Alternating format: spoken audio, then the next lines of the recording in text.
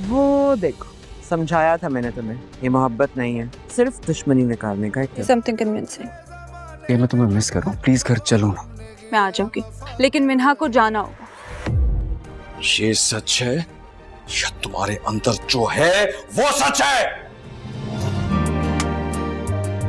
ये प्लीज यार घर चलो ना, बेकार की बात पे उलझ रही है, कुछ है ही नहीं ऐसा। वो कागज गया कहाँ? चलो मैं देखती हूँ। ये क्या है मम्मी? ये तो मेरे को था।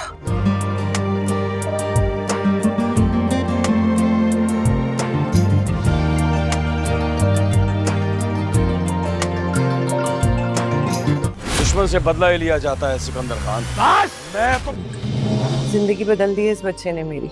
मेरा दिल करता है कि मैं सब कुछ अपने बच्चे के नाम कर दूं। सो व्यूअर्स, ड्रामा सीरियल मन मस्त मन की इस एपिसोड के अंदर सिकंदर की शादी तो हो ही जाएगी, मगर सिकंदर की शादी में भी एक दफा फिर रिया को मनाने के लिए कबीर उसके पास पहुंचेगा, मगर रिया उसका हाथ छुड़वा देगी। हालांकि कबीर बार बार रिया को मनाने की कोशिश करेगा, मगर रिया यहाँ से जाने को तैयार ही नहीं होगी। एक तो उसके प्यारे भाई की शादी है, और दूसरा जिस तरह से असमा ने उसे इस बात का यकीन दिला चुकी है कि कबीर कभी भी उसका नहीं था, वो तो सिर्फ और सिर्फ इंतकाम लेने के लिए ये सब कुछ कर रहा था। अब वो और कुछ भी नहीं कर सकती। कबीर हाथ जोड़कर जब उसे माफी मांगेगा और कहेगा कि तुम जो कुछ तुमने देखा है वो गलत फहमी है, तुम मेरे साथ वापस चलो, लेकिन वो वापस जाने को फिर नहीं मानेगी। दूसरी तरफ मुबीन इस कदर खुश होगा वफा के लिए कि वो कुछ भी करने को तैयार होगा, जैसे कि अपनी सारी जायदाद अपने बच्चे के नाम करने के लिए तैयार हो जाएगा। लेकिन महबीना जानती है कि वफा झूठ बोल रही है, और कुछ ऐसा ही होता है। उसके कमरे से मुबीन के इम्पोर्टेंट डॉक्यूमेंट्स ढूंढते वक्त महबीना के हाथ वफा की रिपोर्ट्स लग जाती हैं, जिनमें साफ लिखा होता है कि वफा कभी मां नहीं बन सकती। ये बात वो मुबीन को बताएगी और मुबीन गुस्से से पागल हो जाएगा।